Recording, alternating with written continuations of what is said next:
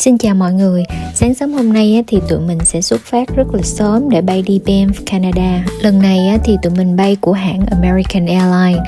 Ghế của AA cho chuyến bay 2 và 3 tiếng thì khá là nhỏ, nhưng cũng có màn hình coi phim ha, và cũng có khá là nhiều phim mới. Tới sân bay Calgary thì sẽ khai nhập cảnh ở mấy cái máy này ha. Hôm nay khá là đông luôn, nên dù line đi khá nhanh mà cũng mất tầm gần 2 tiếng mới xong. Đây là một địa điểm du lịch cực kỳ nổi tiếng với nhiều hồ đẹp nè, cũng như có cái cung đường được mệnh danh là nhất định phải đến một lần trong đời ha. Các bạn hãy cùng khám phá Banff với mình trong chuyến đi này nha. Bây giờ thì tụi mình sẽ đi thuê xe ha. Các bạn cứ đi theo chỉ dẫn của rental car để ra ngoài rồi băng qua đường. Đi lên thang máy thì sẽ tới ngay trung tâm cho thuê xe. Đợt này thì mình chọn của hãng Budget vì khi so giá mình thấy chỗ này là rẻ nhất. Mình book xe trước qua Costco thì thấy còn rẻ hơn book trực tiếp luôn nha. Sau khi lấy xe thì tụi mình ghé quán phở Huy Đạt ăn trưa.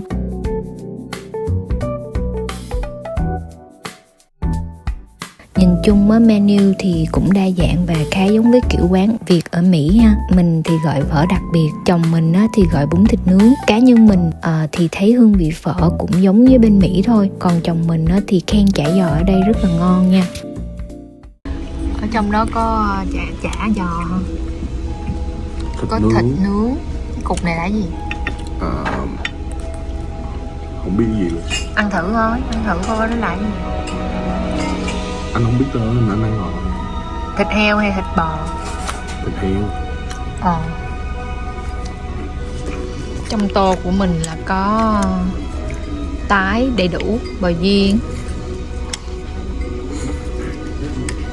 Ủa em muốn măng giá? Có.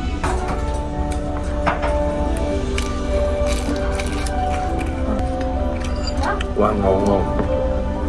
Thiệt á. Giờ phải ăn thử nha. Anh nói thiệt.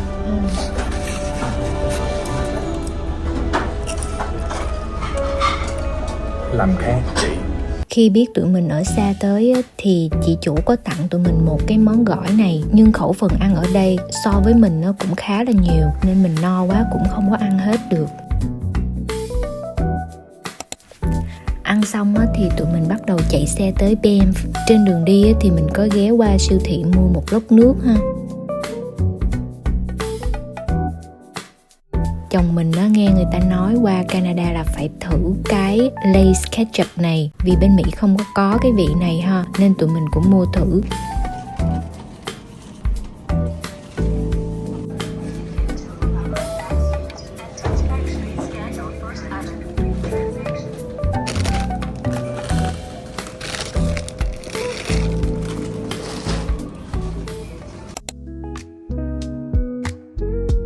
Đường từ Calgary tới Banff thì cũng đẹp, nhưng cá nhân mình thấy cái cảnh này thì nó cũng giống với nhiều nơi thôi ha.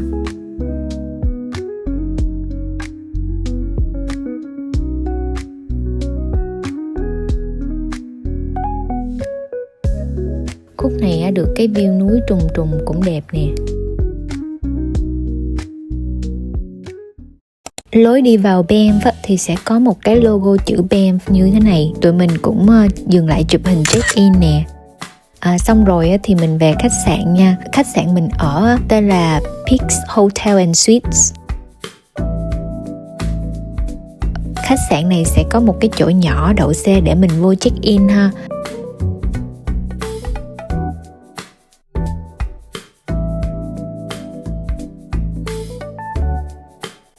Sảnh khách sạn thì không có quá lớn, nhưng mà rất là hiện đại và sạch sẽ, cũng rất là mới.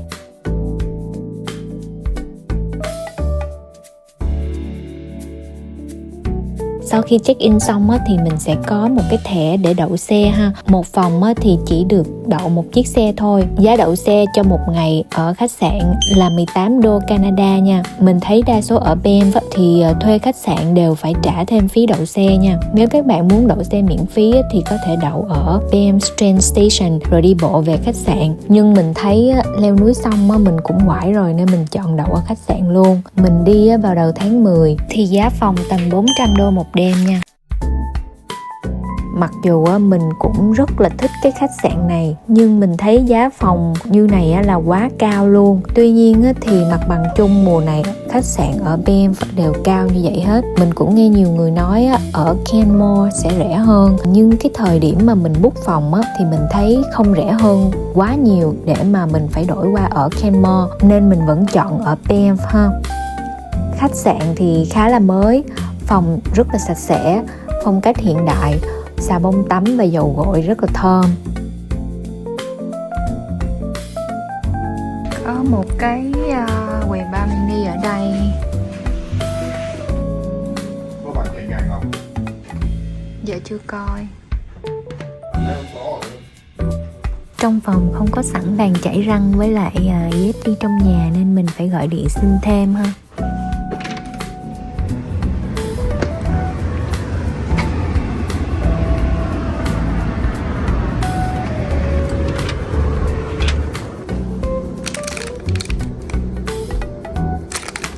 Cho 2 cục sô-cô-la.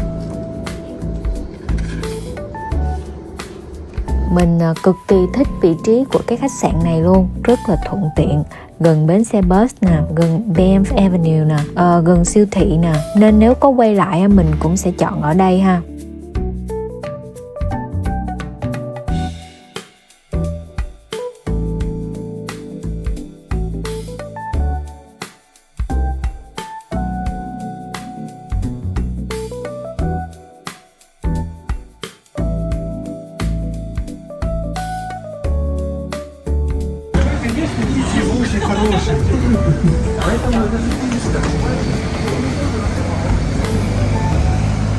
Em biết ở đây giống ở đâu không vậy?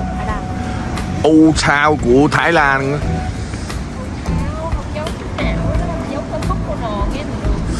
U Thao nó không có đẹp bằng ở đây. Đường phố ở Banff buổi đêm thì luôn đông đúc như vậy. Đa số các nhà hàng nếu không đặt bàn trước thì phải chờ một chút xíu nha. Tối nay tụi mình sẽ đi ăn tại The Grizzly House. Cái quán này thì bán thịt nướng trên mặt đá, giống như bên Nhật vậy đó. Mình thấy quán cũng rất là nổi tiếng nên cũng chờ để ăn thử. Tụi mình gọi combo gồm 4 món. Món đầu tiên sẽ là súp.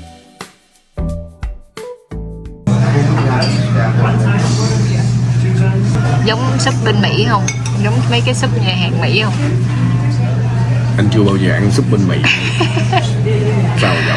Có mà, anh đi cái chỗ giống như Olive Garden, anh ăn mấy cái súp em thấy cái mùi giống giống đó. Em chưa thử mà em thấy cái mùi hơi giống giống rồi đó. Cái này không có ý kiến. Không có ý kiến à? Không ngon à?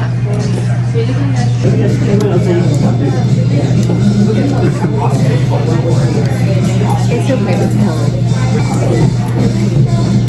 ăn hơi ngọt hơi mặn như cái súp mặn. Món thứ hai mình chọn là cheese fondue, bánh mì chấm cheese ha.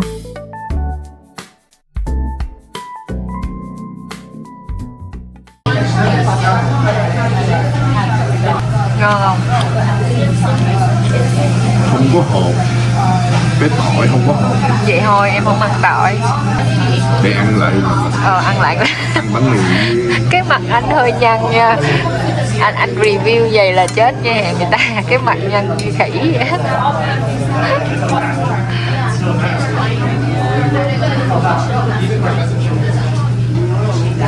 Cái chi này kén người ăn lắm.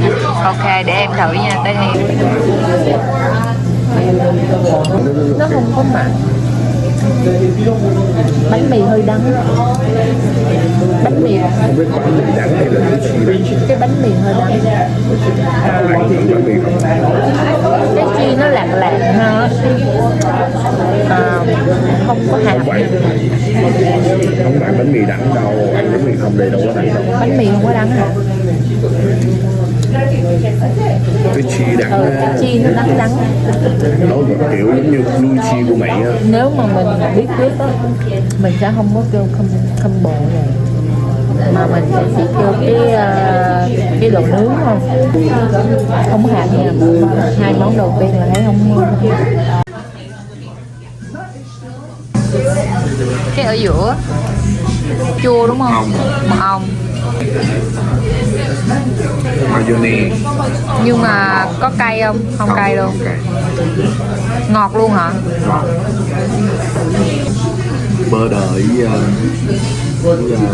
tỏi. Nhưng mà cũng không cay không gì hết. Không cay, béo.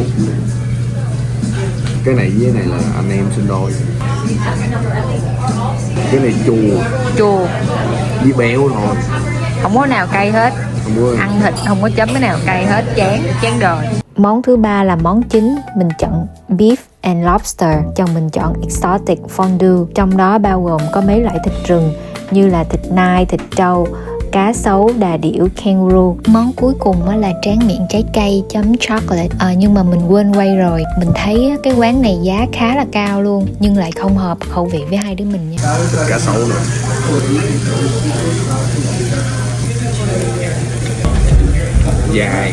Dai, em nói rồi, mấy cái thịt rừng dai mà. Giống thịt gà. Thịt Kangaroo. Cái này chua ngon. Cái này chua nè. Dai có mùi không ngon. Không biết tên. Sao? Có mùi, mấy cái thịt rừng có mùi. Ăn cơm bột rồi. Thịt trâu dai nách luôn. Ngon nha. Rồi hết chưa? Thôi là. Ăn xong thì tụi mình ghé siêu thị mua mì gói, mai ăn sáng nha.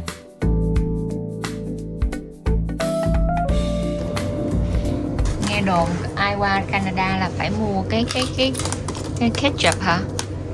Cái Chick-fil-A ketchup này ăn thử mới được.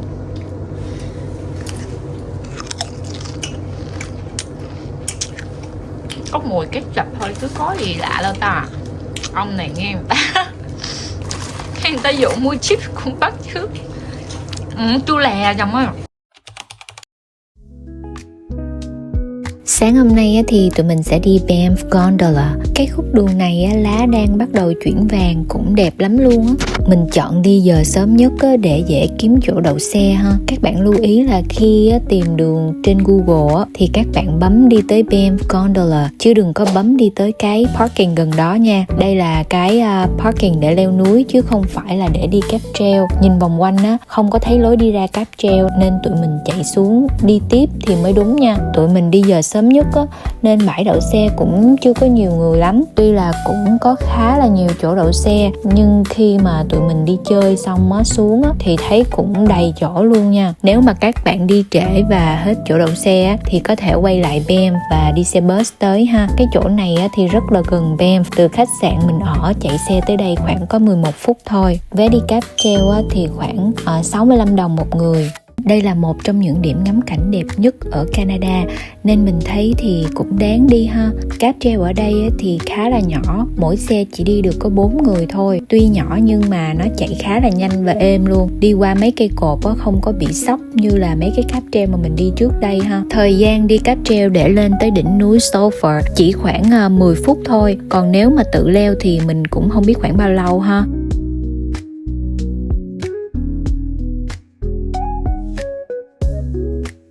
Từ đây có thể nhìn toàn cảnh thị trấn Banff, dòng sông Bow và dãy núi Rocky bao quanh Banff. Dãy núi này mà mùa đông phủ tuyết chắc còn đẹp hơn rất là nhiều luôn ha.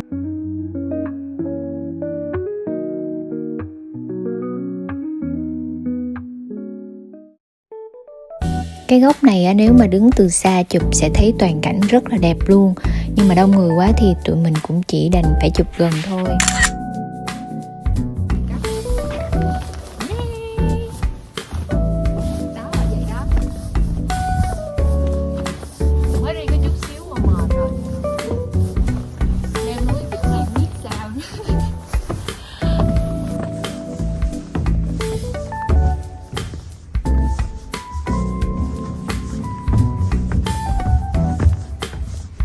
Giờ thì tụi mình sẽ đi Skywalk Trail. Lối đi này sẽ dẫn mình tới cái trạm nghiên cứu Cosmic Ray, một cái di tích khoa học khá là thú vị ha.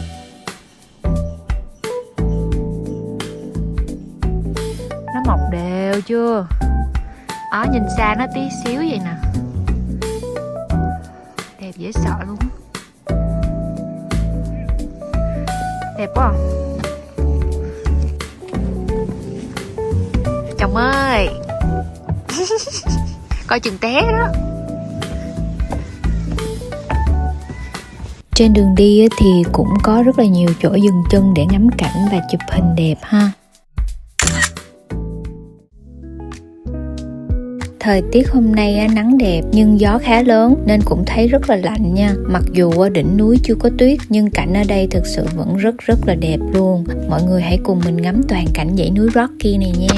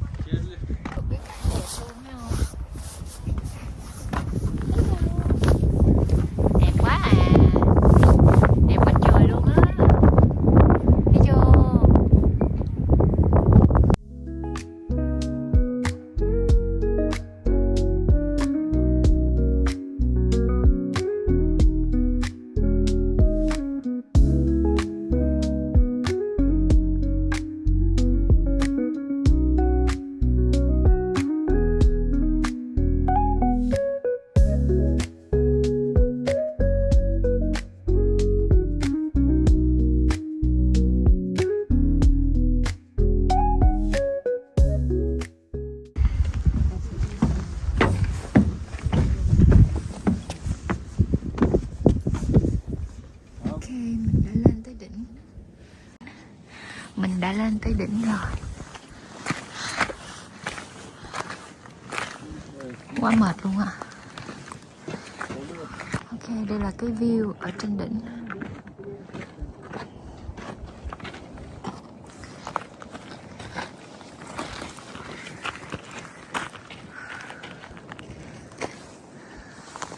Đi buổi sáng sớm vậy chứ mà ông mặt trời ông che, ông chiếu lên trên đầu mình luôn á. Còn đây là cái trạm nghiên cứu Cosmic Ray cũ nè. Chỗ này từng là nơi các nhà khoa học nghiên cứu về tia vũ trụ. Dù là hiện tại trạm không có còn hoạt động nữa, nhưng đây lại là điểm có tầm nhìn toàn cảnh tuyệt đẹp xuống phía dưới Banff ha. Tham quan xong thì tụi mình quay lại cái trạm cáp treo. Rồi. Mình sẽ cho mọi người coi cái món mà giật bất ly thân của mình. Chiếu gần vô. Chai này là không thể thiếu, đi mọi lúc mọi nơi. Ở bên trong tòa nhà này thì có một cái khu vực triển lãm, nhà hàng và cửa hàng lưu niệm. Khu vực này có cái khu trưng bày tương tác nè, giúp mình hiểu thêm về lịch sử hình thành dãy núi Rocky, động vật hoang dã và các hiện tượng thiên nhiên ở Banff. Mà mình đâu có gì để xem đâu, phải có tờ giấy để xem được. Đây là cái khu rạp chiếu mini, chiếu những cái video ngắn về quá trình hình thành núi và cảnh quay trên không cực kỳ đẹp luôn. Còn đây là các loài động vật hoang dã sinh sống ở khu vực này ha. Người ta đặt camera quay được hình ảnh thực tế của mấy em ở ngoài thiên nhiên nè.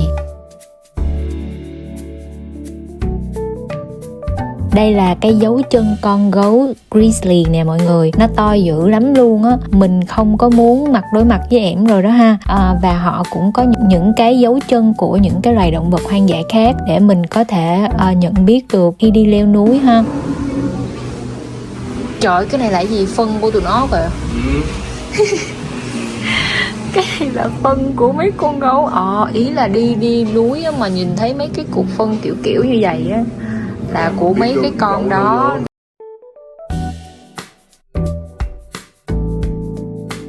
Trên sân thượng còn có một cái khu để cho mọi người ngồi ngắm cảnh như vậy ha.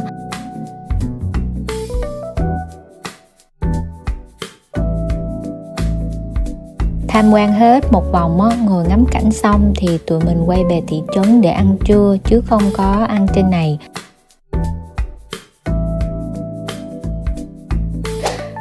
Trưa nay thì tụi mình sẽ ăn mì ramen. Quán này thấy xếp hàng đông kiểu như bên Nhật vậy đó. Để tụi mình ăn xem có thấy ngon không nha. Cái gì? Quán này rộng hơn bên Nhật rồi. Rộng hơn bên Nhật rồi. Bên Nhật ngồi giống như... Bên Nhật ngồi giống như ép dầu ép mỡ. Ai nỡ ép người yêu. Ai nỡ ép duyên. Ai nỡ ép duyên. Nhầm. Rồi. Để mình thử coi có giống bên Nhật không. Hứng cái mỏ vô, hứng cái dĩa vô. Cũng được đó, không có tệ. Ngon hơn bên Nhật hay là không bằng? Ngon hơn cái quán mà mình ăn ở Osaka.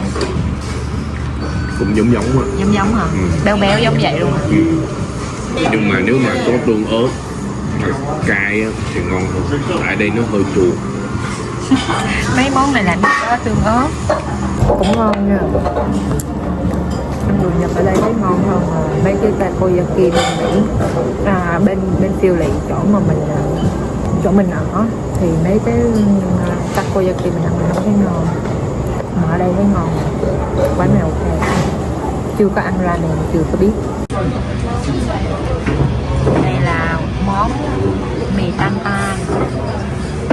Đây là món đặc sản Arashi.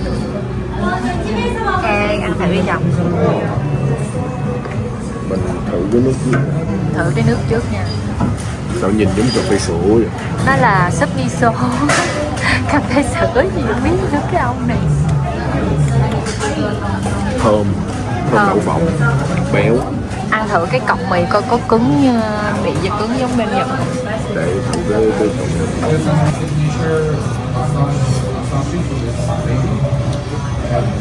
cái mì dai ngon, nhưng mà cái nước của nó hơi nhẫn nhẫn.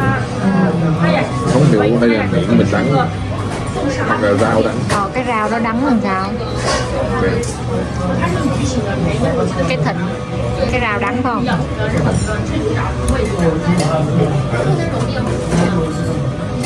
Cái nước của nó Cái nước rau. bị nhảy nhảy.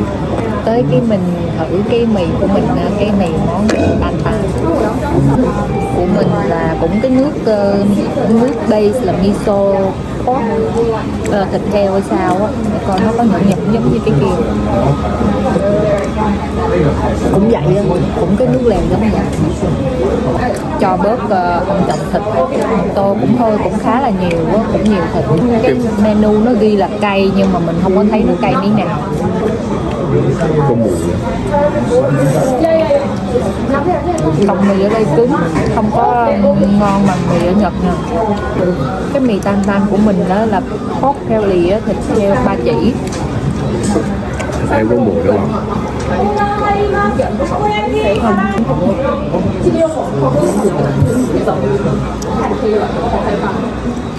Không có cay chút nào luôn, không có cay một miếng nào.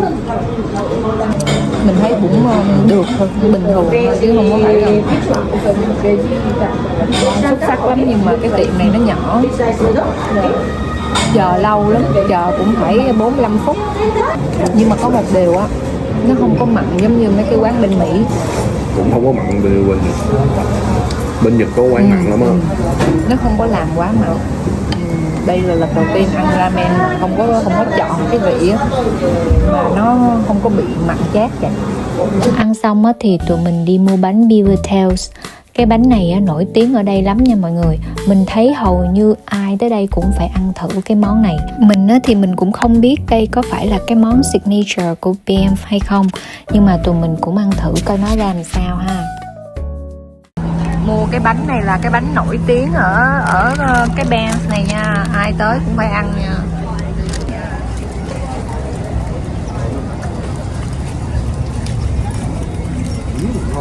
Giòn. Phải không vợ, giống bánh tiêu không? Bánh tiêu Canada. Bánh tiêu Canada hả? Ai qua Canada nhớ mua cái bánh tiêu nè nha, có nhiều vị lắm. Mình thấy màu xanh mình tưởng bơ mà không phải bơ. Không có chịu đọc menu, cái tật mà không có chịu đọc menu, cứ thấy màu xanh là tưởng bơ. Ngon á, cái này sáng mua cái bánh tiêu không chấm cà phê sữa đá được. Mình không có thích ăn ngọt nha, nhưng mà cái món này ngon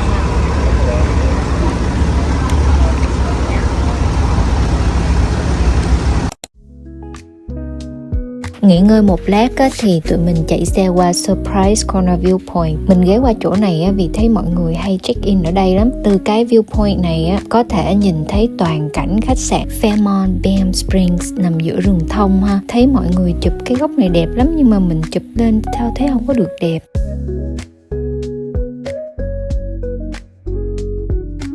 Check-in xong rồi thì tụi mình lại tiếp tục chạy tới hồ Minnewanka. Ở Banff đi đâu thì cũng sẽ thấy rất là nhiều cây thông lodgepole pine. Loại thông này thân nó cao, thẳng và có lá kim nhỏ, rất là đặc trưng luôn. Hồ Minnewanka cũng là một trong những điểm tham quan đẹp và có chiều sâu lịch sử gần khu vực Banff. Đây là cái hồ nước tự nhiên lớn nhất ở Banff National Park. Mình thấy tới đây mọi người hay đi cruise ngắm cảnh vòng quanh hồ, nhưng mà tụi mình bỏ qua cruise ha. Lúc này thì trời cũng hơi mưa nhẹ thì tụi mình có chạy tới một cái quán kem gần đó, trú mưa sẵn ăn kem luôn. Canada thì nổi tiếng với maple syrup nên mình gọi kem vị này ăn thử nha.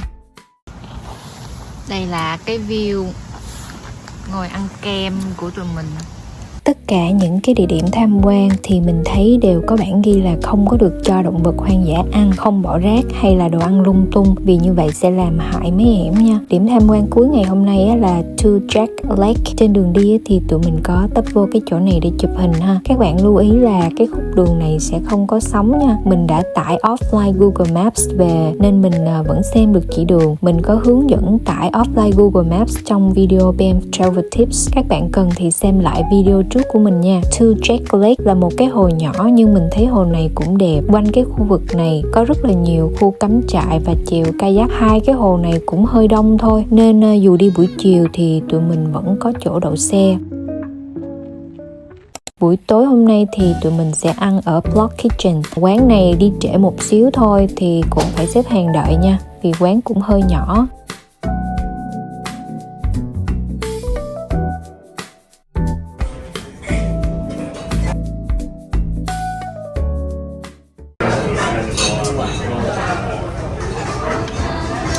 Hơi giống cà phê. Ông nào cũng phải uống 3 cái tàu lá. Đây là món chồng ăn thử món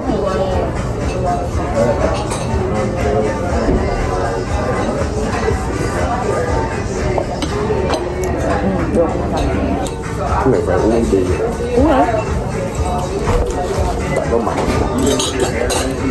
Nhưng mà nó không có dở giống như hai cái chỗ không mình ăn. Quán này hợp khẩu vị của tụi mình nha. Kim chi cũng ngon. Kim chi đúng chuẩn Hàn Quốc. Ăn thử tuna.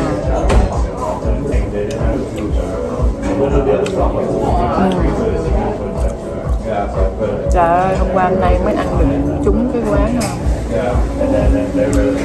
Mà nó hợp cái miệng mình. Được ha. Cái nước sốt nó ngon. Đây là cuốn salad có kim chi với nước sốt Hàn Quốc. Cái này là bò lettuce wrap. Mình sẽ wrap thịt bò với kim chi. Lấy trên đời chạy bò hơi đen. Quá lộ. Nè, cục thịt bò này hơi nướng hơi quá tai. Ông chồng kêu hơi mặn. Hai đứa mình không có ăn mặn nên chắc là mình sẽ thấy mặn. Ngon thì có ngon nhưng mà đúng là mặn rồi.